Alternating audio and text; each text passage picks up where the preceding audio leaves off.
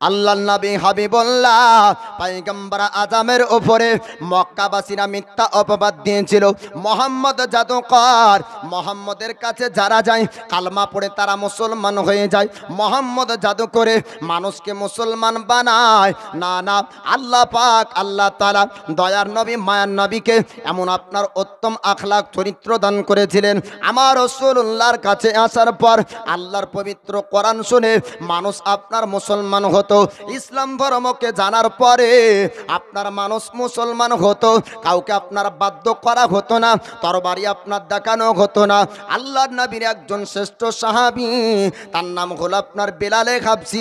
এই বেলালে হাবসি যখন উমাইয়া বিন খালফের ঘরের কীর্তদাস ছিলেন, ওই সময়তে উমাইয়া বিন খালফ একদিন বললেন, বেলাল, আমার বাড়িতে তুমি দীর্ঘদিন ধরে গোলামের কাজ করে এসেছো, আজকে তোমাকে একটা বড় দায়িত্ব দেওয়া হবে। উমাইয়া বিন খালফের ঘরে যখন বেলাল হাবসি আপনার গোলাম ছিলেন, তখন আপনার মুসলমান ছিলেন না, তখন মুসলমান হয়নি। উমাইয়া বিন খালফ বলল, ওরে বেলাল, শোন শোন, আমার বাড়িতে মেহমান আসবে, মেহমানের খাবারের ব্যবস্থা তোমাকে করতে হবে। বেলালে হাবসি তখন আপনার বলেছিলেন, ওরে উমাইয়া বিন খালফ, আজ পর্যন্ত আমি কোনোদিন কাজের ত্রুটি করিনি, আজ পর্যন্ত আমার কাজের ত্রুটি পাওয়া যায়নি। আপনি যেটা দায়িত্ব দিয়েছেন আপনার দায়িত্ব পালন করব। মেহমান আসবে, আপনি চিন্তা করবেন না, আপনি টেনশন করবেন না, আমি মেহমানের খাবারের ব্যবস্থা করব। উমাইয়া বিন খালফ আপনার বাড়ির সমস্ত গোলামদেরকে বলল, ও গোলামেরা, আমি তোমরা শোনো শোনো, ওরে বান্দি তোমরা শোনো, আমার বাড়ির মেহমান যেন তারা অপমান না হয়, আমার জনমান সম্মান না চলে যায়। উমাইয়া বিন খালফ বিশেষ করে বেলালে হাবসিকে আপনার দায়িত্ব দিল, দায়িত্ব পালন করবে। কিন্তু আপনার হঠাৎ শরীর আপনার খারাপ হয়ে গেল। আমাদের মধ্যে অনেক ব্যক্তি সুস্থ থাকতে থাকতে হঠাৎ আপনার অসুস্থ হয় কি হয় না? উমাইয়া বিন খালফের গোলাম হযরতে বিলাল না, শরীরটা আপনার খারাপ হয়ে গেল, মেহমানের খাবার আপনার তৈরি করতে পারে না। ওই সময় উমাইয়া বিন খালফ আসার পরে জানতে পারলো খাবার এখনো পর্যন্ত তৈরি হয়নি। গোলামদেরকে ডাকতে জিজ্ঞাসা করলো, ওরে গোলাম, তোমরা জানিয়ে দাও এখনো পর্যন্ত খাবার কেন হলো না? গোলাম তারা বলল উমাইয়া বিন খালফকে, ওগো মালিক, আপনি শুনুন শুনুন, আপনি তো দায়িত্ব দিয়েছেন বেলালকে, বেলাল এখনো পর্যন্ত খাবার তৈরি করেনি। বেলালে হাবসির কাছে এবার আপনার চাবুক নিয়ে গেল উমাইয়া বিন খালফ। যাওয়ার পরে ডাক দিয়ে জিজ্ঞাসা করলো, ওরে বেলাল, একটু জানিয়ে দে এখনো পর্যন্ত খাবার কেন তৈরি হলো না, এখনো পর্যন্ত রুটি হলো না? বেলাল হাবসি আপনার বলেছিলেন, ওগো উমাইয়া বিন খালফ, আপনি শুনুন, আপনার বাড়িতে এতদিন পর্যন্ত কাজ করেছি, কোনোদিন আপনার হুকুম অমান্য করিনি, কোনোদিন আপনার কথা অমান্য করিনি। আজ পর্যন্ত আপনার বাড়িতে প্রত্যেকটা কাজ করেছি আমি ইচ্ছাকৃতভাবে, আপনার মেহমানের খাবার করিনি এমনটা না। কিন্তু আমার শরীরটা খারাপ হয়েছে, আমি খাবার বানাতে পারিনি, আমাকে আপনি একটু ক্ষমা করবেন। কিন্তু পাশানের আপনার দিনের মানুষ আপনার ওই জালিম বাদশা করলো কি, জালিম সরদার করলো কি, চাবুক আপনার বের করলো, বেলালে হাবসির পিঠে আঘাত করে, বেলালে হাবসিকে আপনার মারল, মারার পরে বলে, বেলাল, আর তোকে গোলাম করতে হবে না, আর আমার বাড়িতে চাকরি করতে হবে না, আমার বাড়ি থেকে তুই বের হয়ে চলে যা।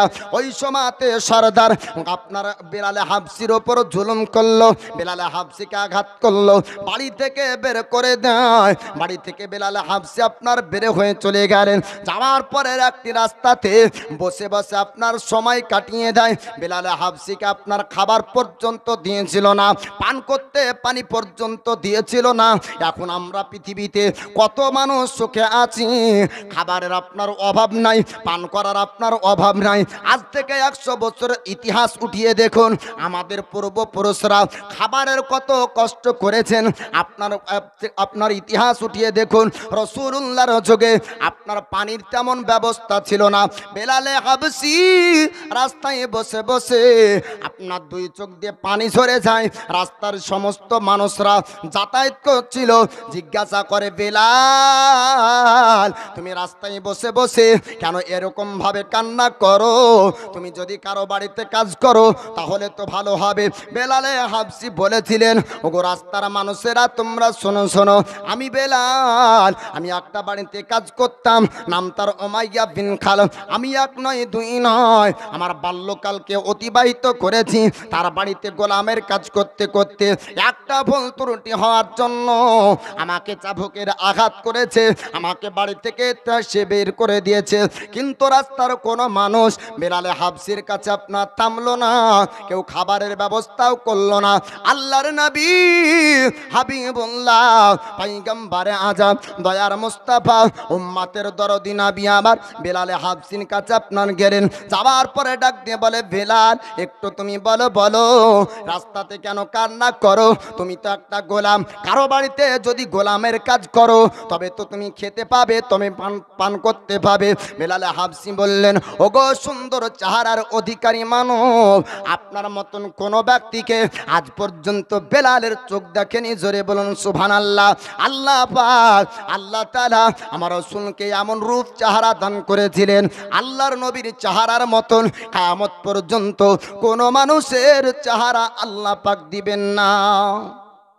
যুগে যুগে একজন করে নবী এসেছে, কিন্তু নবীর চেহারার সঙ্গে সাধারণ মানুষের চেহারার মিল হবে না। জোরে বলুন সুবহানাল্লাহ। আল্লাহর নবীর চেহারাকে দেখার পর বেলাল হাবসি বললেন, হুজুর রাস্তা দিয়ে কত মানুষ পার হয়ে গেল, সবাই জিজ্ঞাসা করল আমাকে, কিন্তু কোনো ব্যক্তি আমার সামনে দাঁড়ায় না। আমার মনের দুঃখ সবাই শোনে, আমার কথা শুনলো, শোনার পরে তারা ঠাট্টা মজাক করে হাসতে হাসতে চলে যায়। হুজুর আপনি বলুন বলুন আপনার পরিচয় সম্পর্কে জানতে চাই। আল্লাহর নবী হাবিবুল্লাহ তিনি আপনার বললেন, বেলাল গো একটু তোমার পরিস্থিতি জানিয়ে দাও, তুমি রাস্তাতে কেমন এমন ভাবে কান্না করো? বেলাল হাবসি বললেন, হুজুর আমার বাপ দাদু যেই বাড়িতে গোলামের কাজ করলো এতদিন ধরে, আমি ওই বাড়িতে গোলামের কাজ করতাম, কিন্তু হঠাৎ আমার শরীর খারাপ হয়ে যাওয়ার কারণে মেহমানের খাবার করতে পারিনি, আমাকে আঘাত করলো, চাবুকের আঘাত করে করে আমাকে বাড়ি থেকে তারা বের করে দিল।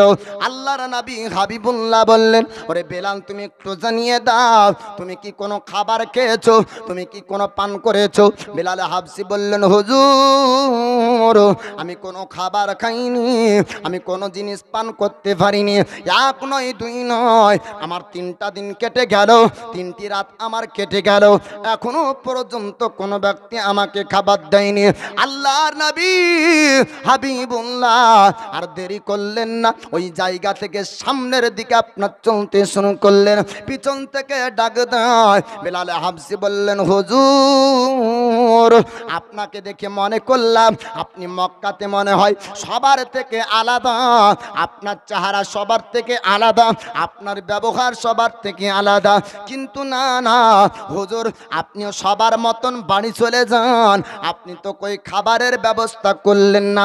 মনের দুঃখের কথা শুনলেন, শোনার পরে তো উপকার করলেন না, আপনিও বাড়ির দিকে রওনা হয়ে গেলেন। আল্লাহ নবী হাবিবুল্লাহ তিনি আপনার থামলেন না, বাড়ি যাবার পরে কিছু খাবারের ব্যবস্থা করলেন। আপনার পানি নেবার পর বেলাল হাবসির কাছে হাজির। জোরে জোরে বলুন সুবহানাল্লাহ। বেলাল হাবসি তিনি এবার বললেন, হুজুর গো আপনি আমার জন্য খাবারের ব্যবস্থা করতে চেয়েছিলেন।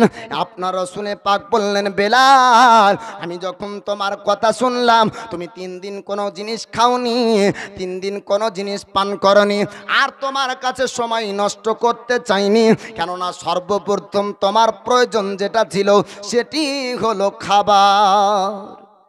জি আলোচনা শুনে আর কথা বলে সময় তো নষ্ট দয়ার নবী করলেন না। বেলাল হাবসি তখন মুসলমান না বাপ, ইসলাম তো এটাই শিক্ষা দেয়, রাস্তাঘাটে যদি কোনো ব্যক্তি বিপদে থাকে তাহলে সে ব্যক্তিকে উদ্ধার করো, পরক্ষণে জানবে তার ধর্ম কি, তাই না?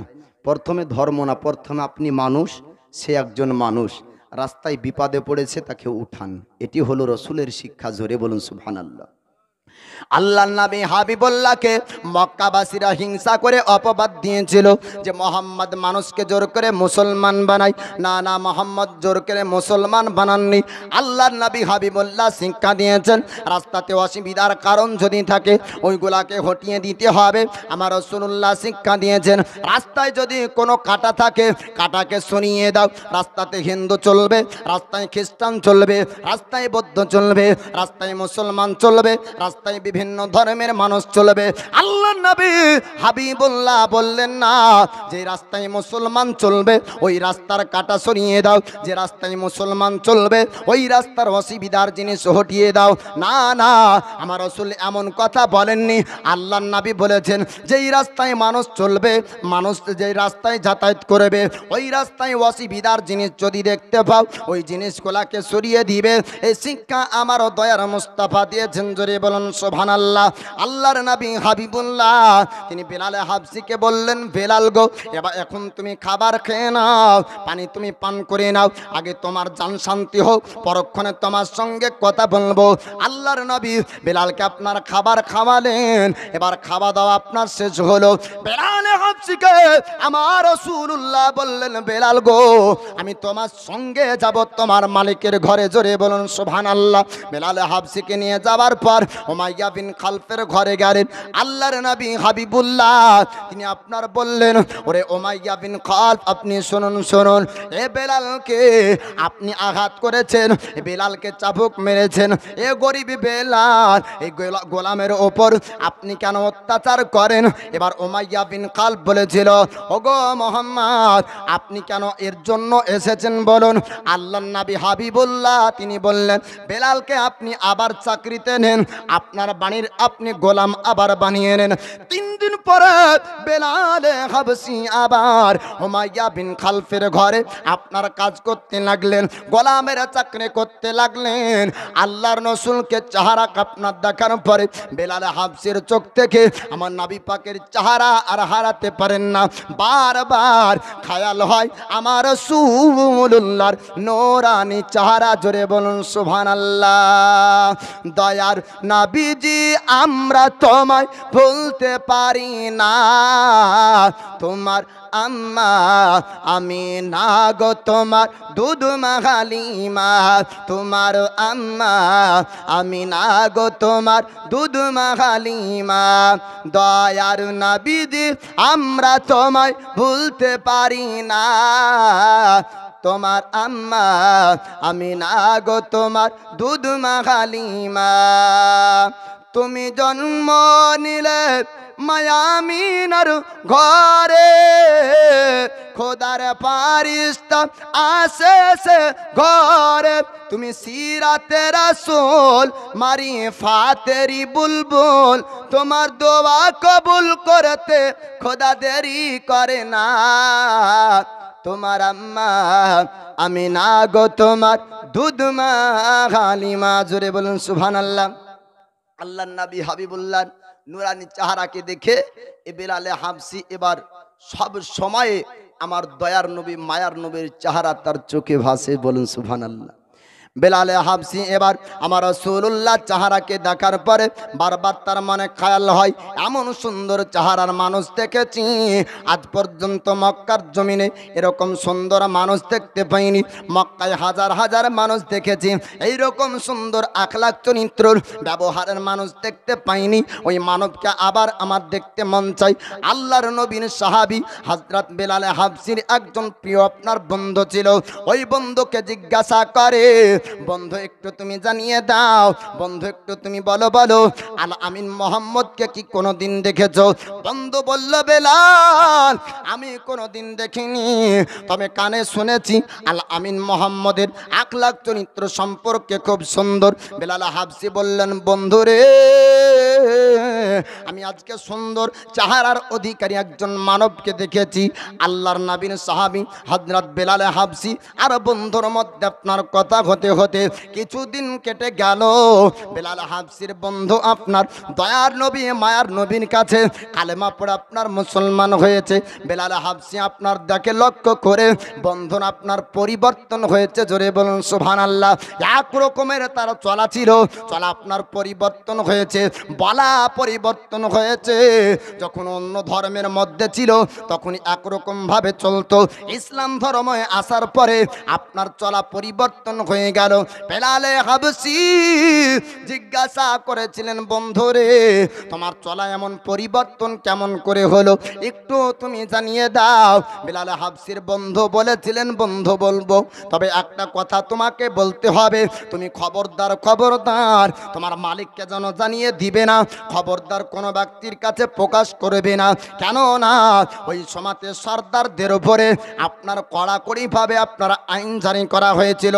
যেই সর্দারের গোলাম মুসলমান হয়ে যাবে ওই সর্দারের ওপর একটা আপনার শাস্তি আপনার তারা দিবে। মক্কার সমস্ত সর্দারেরা তারা আপনার মায়দা করে সিদ্ধান্ত করেছিল তাদের গোলাম বান্দিরা যেন মুসলমান না হয়ে যায়। তার জন্য এবার বেলালে হাবসির বন্ধু বলে, ওরে বেলাল আমি তোমাকে বলবো, কিন্তু খবরদার তোমার মালিককে যেন বলবে না, কাউকে এই খবরটা তুমি জানিয়ে দিবে না। বেলালে হাবসি বলেছিলেন, বন্ধু আমি তোমাকে কথা দিলাম আমি কারোর সামনে বলবো না, তবে তুমি আমাকে জানিয়ে দাও কোন ব্যক্তির কাছ থেকে তুমি পরিবর্তন হয়েছো, কে তোমায় পরিবর্তন করলো। আল্লাহর নবীর সাহাবী ওই সময় বললেন, বেলাল যাকে আল আমিন মোহাম্মদ বলে মক্কাবাসীরা জানতো, জোরে বলুন সুবহানাল্লাহ। উনি আল আমিন মোহাম্মদ শুধু না, উনি হচ্ছেন কোরাইশ বংশের খালি মোহাম্মদ না, আল্লাহ পাক আল্লাহ তাআলা পৃথিবীর জমিনে আখেরি পয়গম্বর করে দুনিয়ার বুকে পাঠিয়েছেন। তিনি হচ্ছেন হাবিবুল্লাহ ইমামুল আম্বিয়া।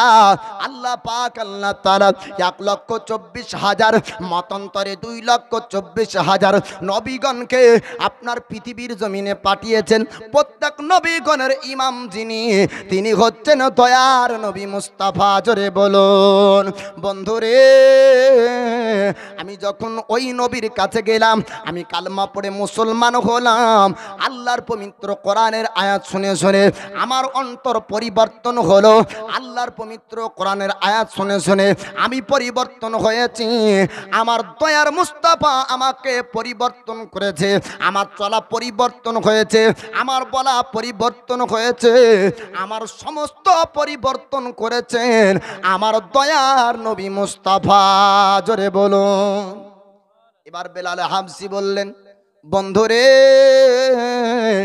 আমি ও ব্যক্তিকে একবার দেখতে চাই যার কাছ থেকে তুমি পরিবর্তন হয়েছো। এবার বন্ধু বললেন, বেলাল গো তুমি কি আমার সঙ্গে যাবে? বেলালে হাবসি বললেন, হ্যাঁ হ্যাঁ আমি তোমার সঙ্গে যাব। আল্লাহর নবীর কাছে বেলালে হাবসি আপনার আসলেন। রাসূলুল্লাহ নুরানি চেহারাকে দেখার পর আপনার বন্ধুকে বললেন, বন্ধুরে আমি উত্তম চেহারার অধিকারী মানব দেখেছিলাম, সুন্দর চেহারার অধিকারী মানুষ দেখেছিলাম, অন্য কোনো ব্যক্তি না, অন্য কোনো ব্যক্তি না, তিনি আল্লাহর হাবিব মুহাম্মাদুর রাসূলুল্লাহ। বেলাল হাবসি বলছেন, ওরে বন্ধু আমি তোমাকে বলেছিলাম সুন্দর চেহারার মানব একটা দেখেছি, সুন্দর আখলাক চরিত্রের মানুষ একটা দেখেছি, সুন্দর মনের মানুষ একজনকে দেখেছি, অন্য কেউ না, যিনি হচ্ছেন আখেরি নবী, উনি হচ্ছেন উত্তম চেহারার অধিকারী বেলালের সঙ্গে সাক্ষাৎকারী ব্যক্তি, জোরে বলুন সুবহানাল্লাহ। বেলাল হাবসি বললেন, হুজুর আপনার কাছে কালেমা পড়ে মুসলমান হবার পর আমার বন্ধু পরিবর্তন হয়েছে, আমি আপনার কাছে এসেছি, আমি কালেমা পড়তে চাই, নিজের জীবনকে পরিবর্তন করতে চাই, সুন্দর ধর্ম আমি গ্রহণ করতে চাই, ইসলাম ধর্মকে গ্রহণ করতে চাই। আল্লাহর নবী হাবিবুল্লাহ তিনি বললেন, বেলাল গো একটু তুমি জানিয়ে দাও তুমি কি স্বেচ্ছায় ইসলাম ধর্ম গ্রহণ করবে? বেলাল হাবসি বললেন, হুজুর আমি স্বেচ্ছায় ইসলাম ধর্ম গ্রহণ করব, আল্লাহর পবিত্র কোরআন আপনার কাছ থেকে শুনব। আল্লাহ পাক আল্লাহ তাআলা আপনার লৌহে মাহফুজ থেকে আমার রাসূলুল্লাহর উপর পবিত্র কোরআন নাজিল করতেন।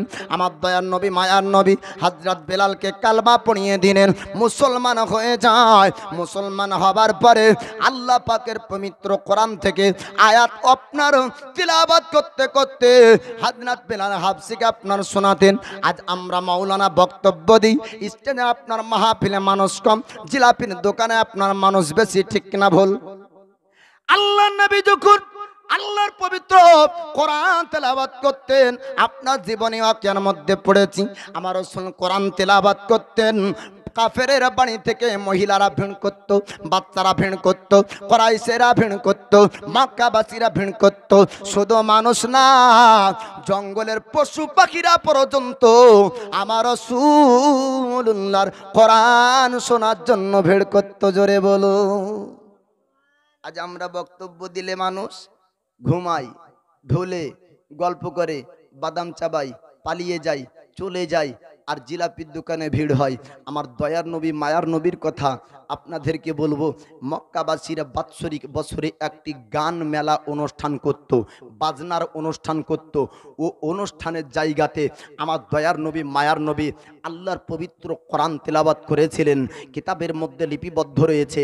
তো ওই জায়গাতে গান বাজনার আপনার জায়গাতে যত মানুষ ছিল, তার থেকে বেশি আমার দয়ার নবীর কোরআন তেলাওয়াতের জায়গায় ভিড় ছিল। জোরে বলুন সুবহানাল্লাহ। বেলালে হাবশি বলছেন, হুজুর আল্লাহর পবিত্র কোরআন শুনতে চাই, আপনি আল্লাহর পবিত্র কোরআন শোনান। আমার দয়ার নবী পয়গম্বর হাবিবুল্লাহ আল্লাহর পবিত্র কোরআন তেলাওয়াত যখন করেন, আল্লাহর পবিত্র কোরআন শুনে হযরত বেলাল হাবশি বললেন, হুজুর এত সুন্দর আওয়াজ, এত সুন্দর তেলাওয়াত আজ পর্যন্ত বেলাল আপনার শুনতে পাইনি। পৃথিবীর মানুষ লক্ষ লক্ষ আপনার কিতাব ছাপাতে পারে, পৃথিবীর মানুষ লক্ষ লক্ষ আপনার কিতাব লিখতে পারে, কিন্তু আল্লাহ পাকের বাণী পবিত্র কোরআনের মতন আপনার কিতাব জগতের বুকে হবে না। জোরে বলুন সুবহানাল্লাহ। মক্কাবাসীরা বলতো মোহাম্মদ আরবি জানে, মোহাম্মদ পল্লীগ্রাম দেহাতিতে বড় হয়েছে, পিওর আরবি মোহাম্মদ জানে, তাই হয়তো আরবিগুলা বাক্য বানিয়ে বানিয়ে মানুষকে শোনায়। আবু তালিব বলেছিলেন, ভাতিজা মোহাম্মদ আপনি কি বানিয়ে বানিয়ে তেলাওয়াত করেন? আল্লাহর নবী বলেছিলেন, চাচা গো আমি মোহাম্মদ ঝুট মিথ্যা কথা বলি না, বানিয়ে বানিয়ে তেলাওয়াত করি না। আমার আল্লাহ পাক আল্লাহ তাআলা জিবরিলের মারফতে লাউহে মাহফুজ থেকে আমার উপর কোরআন অবতীর্ণ করে। জোরে বলুন সুবহানাল্লাহ। আল্লাহ পাক নাজম সূরা 27 পারার মধ্যে জানিয়ে দেন, ওয়ামা ইয়ানতিকু আনিল হাওয়া ইন হুয়া ইল্লা ওয়াহিয়্যু ইউহা। আল্লাহ পাক বলেছেন, মোহাম্মদ আপনার আল্লাহ পাক বলেছেন, হাবিব মিথ্যা কথা বলেন না, মন গড়া কথা বলেন না, বানিয়ে বানিয়ে কথা বলেন না, বরং ওটাই বলেন যেটাই আমি আল্লাহ তার উপর ওহী করি। আমার রাসূলুল্লাহ জীবনে যা কিছু বলেছেন প্রত্যেক কথাগুলা আমার আল্লাহ পাকের ইচ্ছার কথা। জোরে বলুন সুবহানাল্লাহ। বেলাল হাবশি বললেন, হুজুর এই পবিত্র বাণী আমি তেলাওয়াত শোনার পরে আমি রোজ রোজ আপনার কাছে তেলাওয়াত শুনতে চাই। হুজুর আমি উমাইয়া বিন খালফের গোলাম, আমাকে হয়তো আঘাত করবে, আমাকে শাস্তি দিবে, কিন্তু আমি প্রতিদিন আপনার কাছে আল্লাহর কোরআন শুনতে আসবো। বেলাল হাবশি এবার মুসলমান হয়ে গেলেন। মুসলমান হবার পরে বন্দর সঙ্গে উমাইয়া বিন খালফের বাড়ি যায়, আর উমাইয়া বিন খালফ জানতে পারল বেলাল মোহাম্মদের কাছ থেকে আসে। এবার দাঁড়িয়ে গেল, সামনে জিজ্ঞাসা করে, ও বেলাল একটু জানিয়ে দাও তুমি আমার বাড়ি থেকে কোথায় গিয়েছিলে? আল্লাহ নবীর সাহাবী হযরতে বেলাল বলেছিলেন, ওরে উমাইয়া বিন খালফ তুই শোন শোন শোন, আমার জবানে যতক্ষণ পর্যন্ত জান থাকবে মিথ্যা বের হবে না। আমার রাসূলুল্লাহ হাবিবুল্লাহ জানিয়েছেন, মিথ্যা কথা হলো গুনাহ, আপনার সমস্ত গুনাহের মা হলো আপনার মিথ্যা কথা। আল্লাহর নবীর সাহাবী হযরত বেলাল বললেন, আমি মিথ্যা কথা বলবো না, আমি মুহাম্মদের কালমার উপর বিশ্বাস করেছি। জোরে বলুন সুবহানাল্লাহ। উমাইয়া বিন খালফ ওই সময় বলল, ওরে বেলাল যদি তুমি কালমা না ছাড়ো তোমাকে আঘাত করব। আল্লাহর নবীর সাহাবী বললেন, যদি আঘাত করতে চাস আঘাত কর, আমি কালমা ছাড়তে পারবো না, নবী ভুলবো না, আমি ইসলাম ধর্ম ত্যাগ করবো না। আল্লাহর পবিত্র কোরআন শুনেছি, আল্লাহর বাণী শুনেছি, ইসলাম ধর্ম বুঝেছি, শ্রেষ্ঠ ধর্ম ইসলাম ধর্ম, আল্লাহর পছন্দের ধর্ম ইসলাম ধর্ম, শান্তির ধর্ম ইসলাম ধর্ম, ইসলাম ধর্মের মধ্যে খারাপই পাওয়া যায়নি। ওরে উমাইয়া, আমি ধর্ম বেছে নিয়েছি, আমার ইচ্ছা অনুযায়ী আমি ও ধর্ম ত্যাগ করব না। জোরে বলো। উমাইয়া বিন খাল বারবার জিজ্ঞাসা করে, বিলাল তুই যদি এই ধর্ম না ছাড়িস তোর উপর আঘাত হবে। আল্লাহর নবীর সাহাবী বিলাল হাবশী বললেন, উমাইয়া আমায় আঘাত করতে চাস, আমায় আঘাত কর, চাবুক মারবি চাবুক মার, কিন্তু আমি কালমা ছাড়বো না, ইসলাম ধর্ম ত্যাগ করবো না। আবার বিলাল হাবশীকে আঘাত করা হলো, চাবুকের আঘাত করে। এবার জিজ্ঞাসা করলো, বেলাল একটু জানিয়ে দাও, যদি তুমি কালমা ছেড়ে দাও, যদি ইসলাম ধর্ম ত্যাগ করে দাও, তবে তোমাকে আর আমি আঘাত করব না, আর তোমাকে গোলাম রাখবো না, তোমাকে গোলাম থেকেও আজাদ করে দিব। আল্লাহর নবী সাহাবী বললেন, না আমি ইসলাম ধর্ম ত্যাগ করব না, আমি কালমা আপনার কালমা ছাড়বো না। এবার বিলালকে একটা কারাগারে জেলখানায় বন্দী করা হলো। সেনাবাহিনীদেরকে ডাক দিল, ও সেনাবাহিনীরা, ওই বেলালকে একটা কারাগারে বন্দী করো, জেলখানায় বন্দী করো, বেলাল যেন বাড়ির বাইরে না যেতে পারে, জেলখানা থেকে যেন বের হতে না পারে, এইরকম একটা কারাগার বন্ধ ঘরে আপনার বন্দী করা হলো। আল্লাহর নবীর সাহাবী হযরত বিলাল, তিনি আপনার কারাগারে বন্দী থাকলেন। কিছুদিন আপনার কেটে গেল, আমার রাসূলুল্লাহর মহাব্বতের টান আপনার উঠেছে। আপনার বেলাল হাবশী জেলখানা কারাগার থেকে আমার রাসূলুল্লাহর কাছে যাবেন। রাতারাত্রিতে গভীর রাত যখন হয়ে গেল, অনেক চেষ্টা করার পরে কারাগার জেলখানা থেকে আপনার বের হতে পারলেন। আল্লাহ নবীর কাছে গেলেন, যাবার পরে বলে, হুজুর কয়েকদিন আমি কারাগারে বন্দী ছিলাম গো হুজুর, আমার পিঠে চাবুকের আঘাত করেছে, আমাকে অনেক আঘাত করেছে, মেরেছে। ইয়া রাসূলুল্লাহ, ইয়া হাবিবাল্লাহ, ওগো আল্লাহর নবীজি, আমাকে খাবার পর্যন্ত তারা দেয়নি, পান করতে দেয়নি, আমি সব সময় কালেমায়ে তৈয়ব পড়েছি। জোরে বলো। আল্লাহর নবী হাবিবুল্লাহ বেলালে হাবশীকে খাবার খাওয়ালেন, পান করালেন। আল্লাহর নবী সাহাবী বলে, হুজুর আল্লাহর পবিত্র বাণী শুনতে চাই। আল্লাহ পাকের বাণী পবিত্র কোরআন আপনার শোনানো হলো, হাদিসের বাণী আপনার শোনানো হলো। বেলালে হাবশী বলে, হুজুর যদি আবার উমাইয়া বিন খালফ জানতে পারে, আমাকে আবার আঘাত করবে, রাতারাত্রিতে আমি কারাগারে চলে যাব, রাতারাত্রিতে জেলখানায় চলে যাব। রাস্তায় চলতে লাগলেন বেলালে হাবশী কারাগার জেলখানায় যাওয়ার জন্য। রাস্তায় দাঁড়িয়ে উমাইয়া বিন খাল সেনাবাহিনীদেরকে নিয়ে আপনার দাঁড়িয়েছিল। বেলালকে জিজ্ঞাসা করলো, বেলাল একটু জানিয়ে দাও তুমি কোথায় থেকে আসছো। বেলাল হাবশী সত্য কথা বলে, ও মালিক উমাইয়া, আমি রাসূলুল্লাহর কাছে গিয়েছিলাম আল্লাহর পবিত্র কোরআন শোনার জন্য, আমি নবীর কাছে গিয়েছিলাম হাদিসের বাণী শোনার জন্য, আমি ইসলামের শিক্ষা বর্জন করার জন্য। উমাইয়া বিন খাল বলল, ওরে বেলাল শোন শোন, যদি তুই কালমা না ছেড়ে দিস, ইসলাম ধর্ম ত্যাগ যদি না করিস, তবে তোকে আবার আঘাত করব।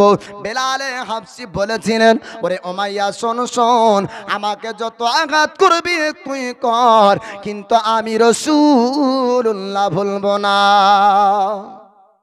এ হলো নবীর প্রেম। আল্লাহর নবী বলছেন, লা ইউমিনু আহাদুকুম হাত্তা আকুনা আহাব্বা ইলাইহি মিন ওয়ালিদিহি ওয়া বালাদিহি ওয়ান নাসি আজমাইন, রাওয়াহুল বুখারী। তোমরা ততক্ষণ পূর্ণ মুমিন হবে না যতক্ষণ পর্যন্ত তোমার পিতামাতা, সন্তান সন্ততি, ধন সম্পদ অপেক্ষা বেশি আমাকে ভালো না বাসবে। জোরে বলুন। তো আমরা বলি নবীর দিওয়ানা, কিন্তু এরকম পরীক্ষা আমাদের উপর হয়েছে? এরকম পরীক্ষা হয়নি।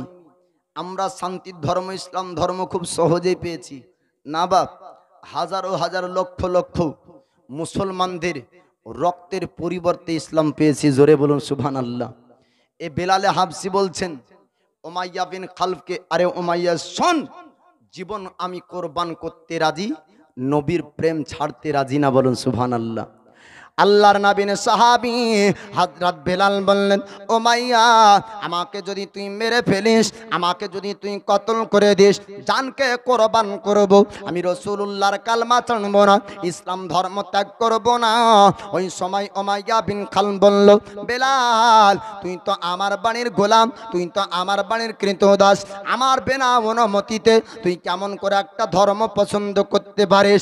ওই সময় বেলালে হাবশী আমার রাসূলুল্লাহর সাহাবী বলেছিলেন, ওরে উমাইয়া শোন শোন, আমি তুই তোর সমস্ত কাজের হুকুম তোর শুনতে পারি, কিন্তু না না, আমি ধর্ম পছন্দ করব, ঈমানের ব্যাপারে তোর আমি পরামর্শ নিব না, তোর সিদ্ধান্ত নেব না, তোর মতের আমার দরকার নাই। আমার আল্লাহ আমাকে সৃষ্টি করেছে, আমার জানের মালিক হলো আমার আল্লাহ। জোরে বলুন সুবহানাল্লাহ। উমাইয়া বিন খালফ বলল, ওরে সেনাবাহিনীরা, এর উপর আঘাত করতে হবে, বেলালকে আঘাত করো, চাবুকের আঘাত করো। রাত্রি বেলাতে বেলালে হাবশীর পিঠে আবার চাবুকের আঘাত করা হলো। চাবুকের আঘাত করতে করতে যখন পিঠ দিয়ে আপনার রক্ত প্রবাহিত হয়ে যায়, উমাইয়া জিজ্ঞাসা করলো, বেলাল একটু জানিয়ে দাও, তুমি এখনো কি কালমা ছাড়বে, ইসলাম ধর্ম ত্যাগ করে আমাদের বাপদাদার ধর্মের মধ্যে আসবে? আল্লাহর নবীর সাহাবী বলেছিলেন, না না, আমি জীবনকে কোরবান করব, কিন্তু আমি রাসূলুল্লাহর কালেমা ত্যাগ করব না। বলুন সুবহানাল্লাহ।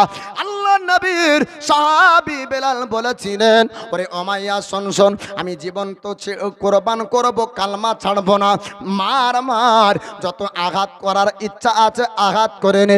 ওই সময় উমাইয়া বিন খালফ এবার অফার দিতে শুরু করলো, যদি আঘাতের ভয়ে কালমা না ছাড়ে, অফারের যদি আশায় কালমা ছেড়ে দেয়, লোভ লালচ যদি চলে আসে, অর্থ সম্পদের কথা শুনে যদি বেলাল কালমা ছেড়ে দেয়, তাই উমাইয়া বলল, বেলাল রে, যদি তুমি কালমা ছেড়ে দাও, তোমাকে অর্থ দিব, সম্পদ দিব, টাকা পয়সা দিব, তোমাকে অনেক টাকা দিব, তোমাকে গোলাম থেকে আজাদ করে দেব, চিকিৎসা করব, ভালো করে দিব, তোমার শরীরে কোনো ঘা থাকবে না, শরীরে যন্ত্রণা থাকবে না, আমি বড় বড় কবিরাজ দিয়ে তোমার চিকিৎসা করব। আল্লাহর নবীর সাহাবীর মধ্যে আমার রাসূলুল্লাহর এত মহাব্বত, প্রেম, ভালোবাসা এসেছিল, দুনিয়ার অর্থ টাকাকে আপনার কোরবান করতে পারে, কিন্তু নবীর মহাব্বত ছাড়তে পারে না।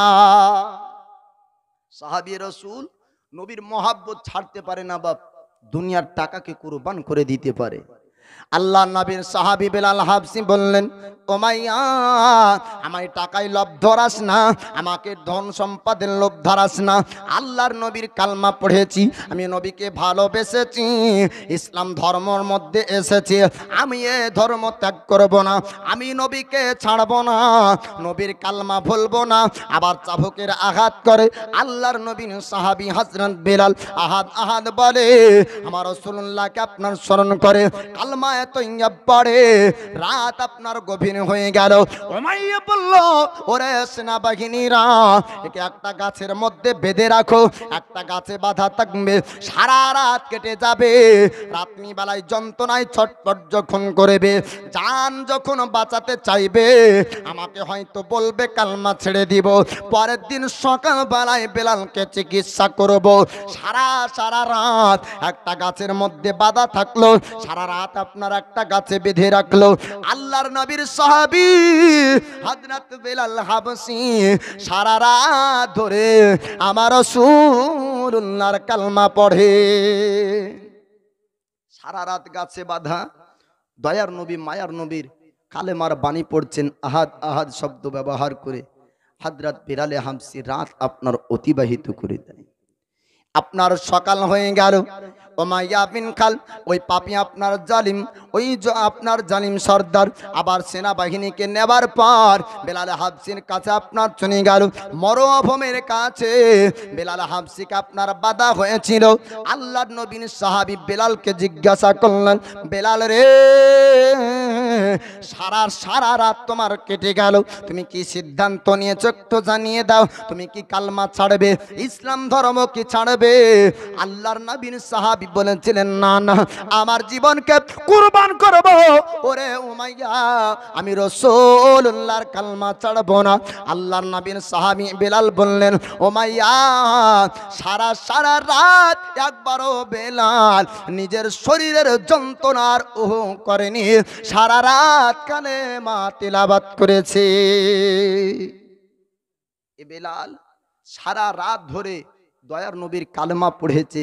বেলাল নিজের জানের চিন্তা একবারও করেনি। জোরে বলুন সুবহানাল্লাহ।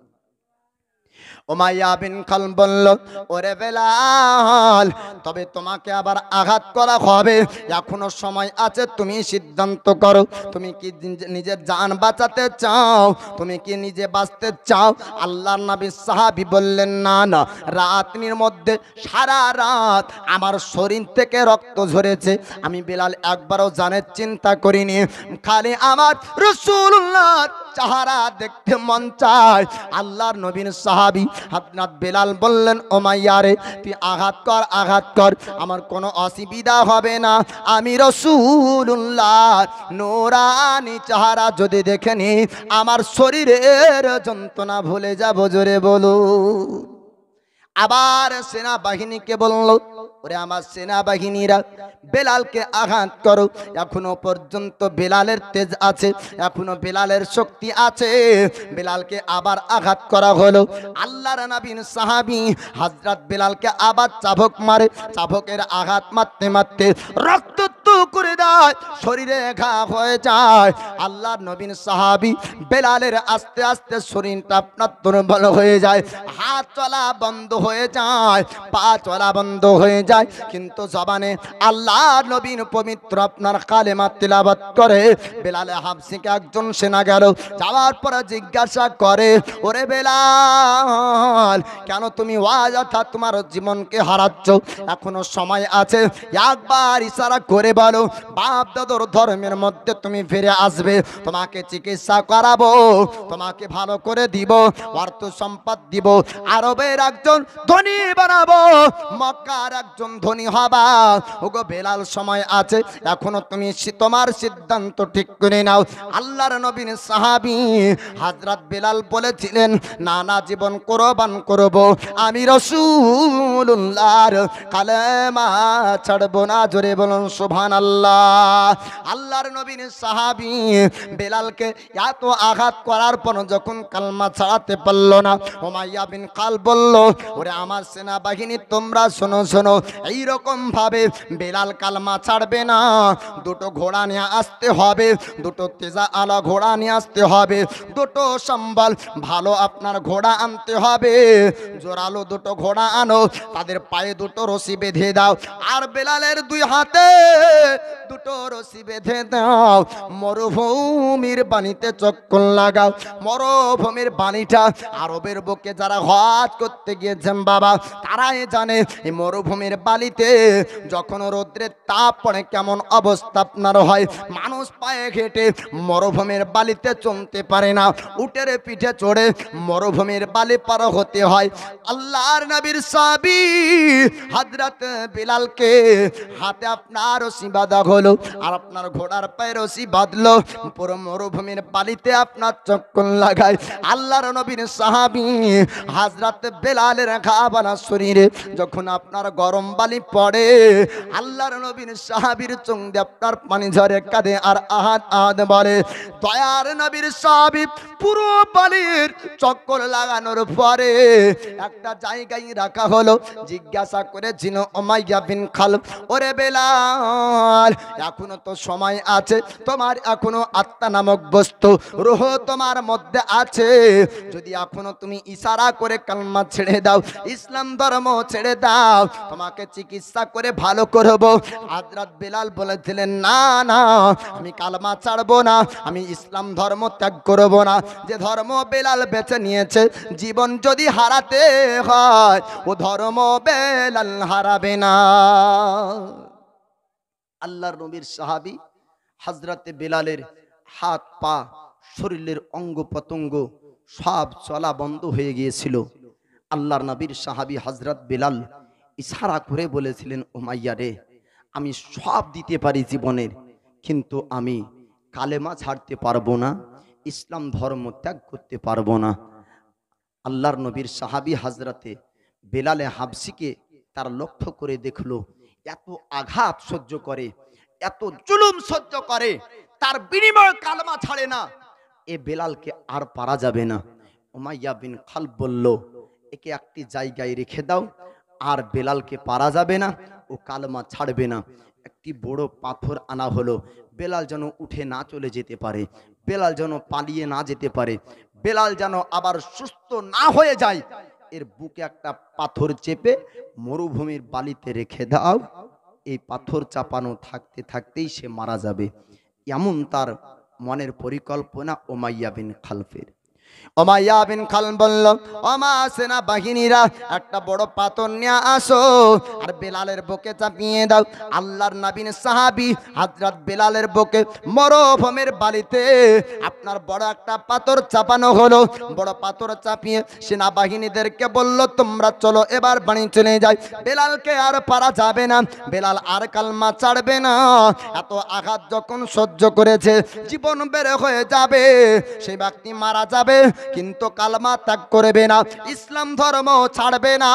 উমাইয়া বিন খালফ যখন পারল না, আল্লাহ নবীর সাহাবী হযরত বিলাল আপনার বুকে পাথর নিয়ে আমার রাসূলুল্লাহর কালমা তেলাওয়াত করে।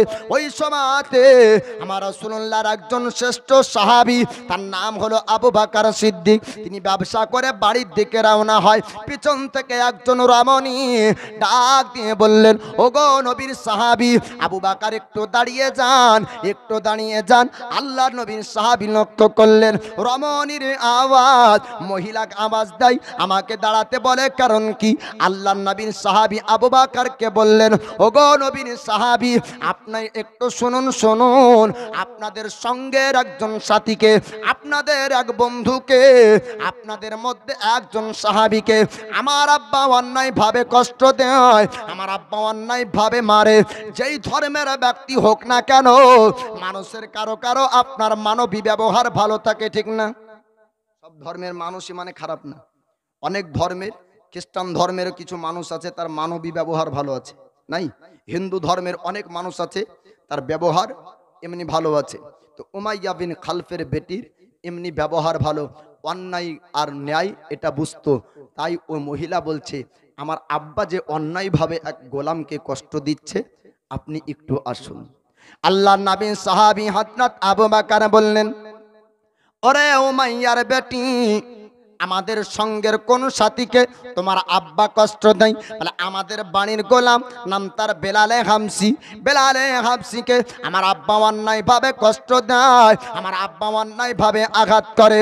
ওগো রাসূলুল্লাহ সাহাবী, ওগো নবীর সাহাবী, আপনি বাড়ির দিকে যাবেন না, আপনার সঙ্গের সাথীকে আপনি নিয়ে চলুন।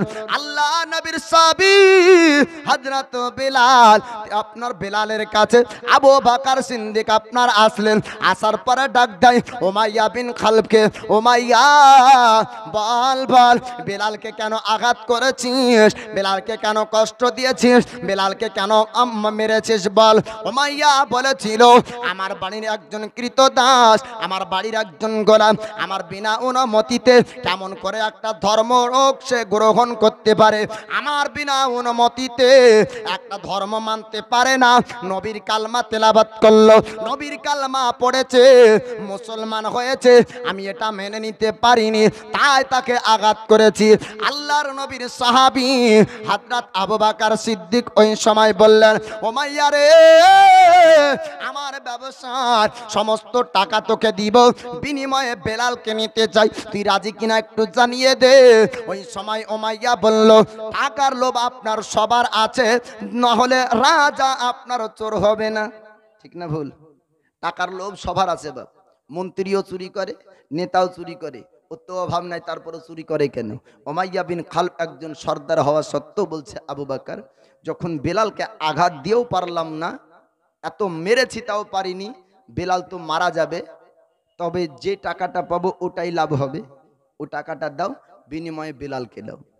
আল্লাহ রাসূল হাবিবুল্লাহ তিনি আপনার জানিয়ে দেন, একজন মুসলমানের জবান থেকে আর একজন মুসলমান হেফাজত থাকবে, একজন মুসলমানের হাত দ্বারা তার একজন মুসলমান আপনার হেফাজত থাকবে, ও ব্যক্তি আপনার হবে উত্তম ব্যক্তি।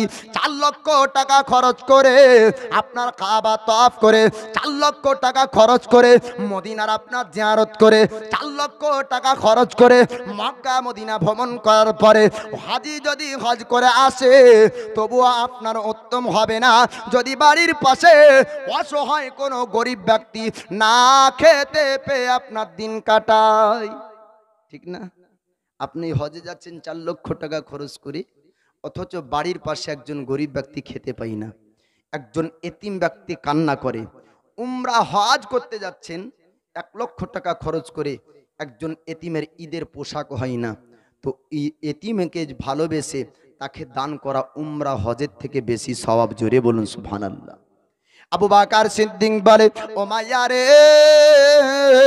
আমার ব্যবসার সমস্ত টাকা দিব, আমি বিনিময় বেলালকে নিতে চাই, তুই রাজি আছিস কিনা একটু জানিয়ে দে। ওই সময় ওমাইয়া বলল, আবু বকর, আপনার ব্যবসার সমস্ত টাকা যদি আপনি আমাকে দিয়ে দেন, আপনাকে বিনিময়ে বেলালকে দিব, অসুবিধা নাই। আল্লাহর নবীর সাহাবী হযরত আবু বকর সিদ্দিক সমস্ত আপনার টাকা পয়সাগুলো আপনার দিয়ে দিলেন। টাকা পয়সা দিয়ে বেলালে হাবশিকে আপনার নিয়ে নেন। বেলালে হাবশি আজাদ হয়ে গেল। আল্লাহর নবীর সাহাবী আবু বকর কাঁধে করে নিয়ে জিজ্ঞাসা করেছিলেন, বেলাল রে, এখন তুমি কোথায় যেতে চাও? বেলালে হাবশি বলেছিলেন, আবু বকর, আমি অন্য কোনো জায়গায় যাব না, আমার নিজের বাড়ির দিকেও যাব না, আমি রাসূলুল্লাহর নূরানি চেহারা দেখতে চাই। আল্লাহর নবীর নূরানি চেহারাকে আমি একবার দেখতে চাই। বলুন সুবহানাল্লাহ। আবু বকর সিদ্দিক আমার রাসূলুল্লাহর কাছে এবার বেলাল হাবশিকে আপনার নিয়ে গেলেন। বেলাল হাবশিকে নিয়ে যাবার পর আমার রাসূলুল্লাহকে ডাক দিলেন। আল্লাহর হাবিব হাবিবুল্লাহ আপনার বের হয়ে আসলেন। বেলাল হাবশিকে জিজ্ঞাসা করে, বেলাল, একটু তুমি জানিয়ে দাও, এত কষ্ট তুমি সহ্য করেছো, একটু তুমি জানিয়ে দাও, একটু তুমি বলে দাও, ওই কষ্টের সময়তে তোমার কি আঘাত হয়নি, লাগেনি? বেলাল বলে, হুজুর, আমার শরীর দিয়ে যত রক্ত প্রবাহিত হচ্ছিল, আমি যখন আহাত আহাত বলি, আমি কালমা যখন পড়ি, আমার শরীরের যন্ত্রণা বেদনা গুলো আমি বুঝতে পারিনি। জোরে বলুন সুবহানাল্লাহ। আল্লাহর নবী হাবিবুল্লাহ বেলাল হাবশির জন্য 2 চোখের আপনার পানি ঝরিয়েছিলেন।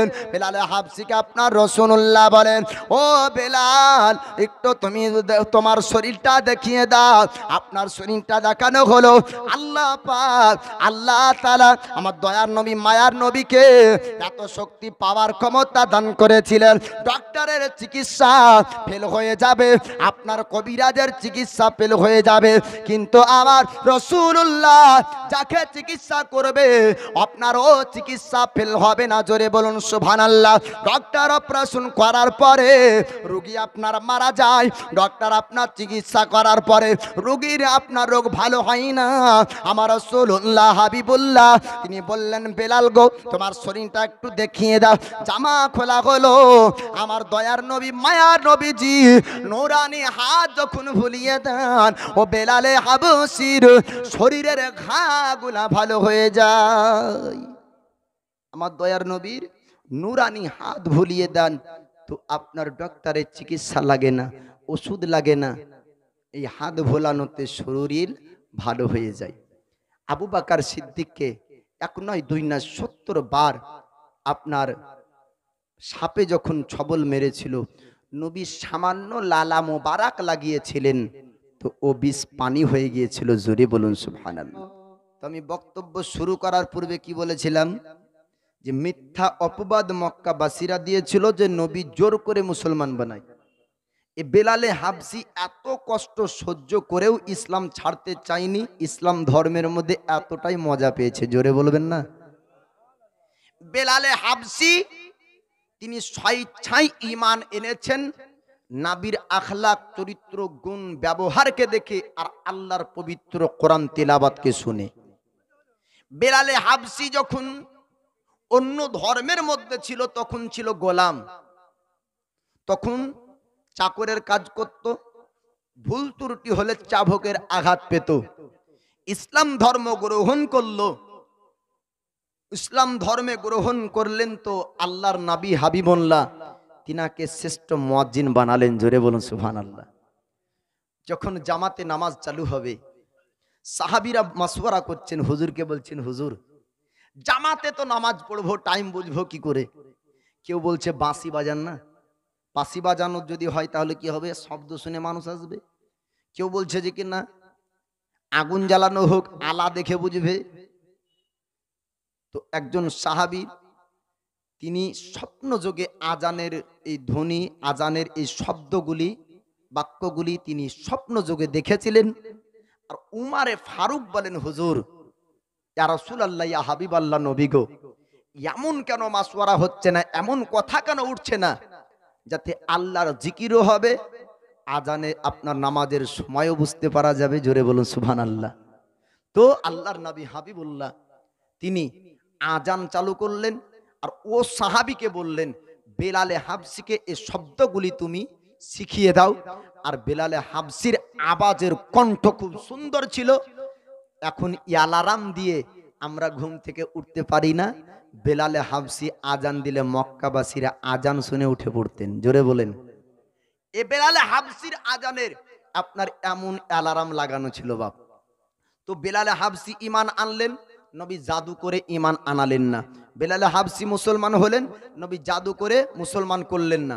এক আর একজন সাহাবীর ঈমান আনা বলবো বললাম, তার নাম হলো সালমান ফারসি।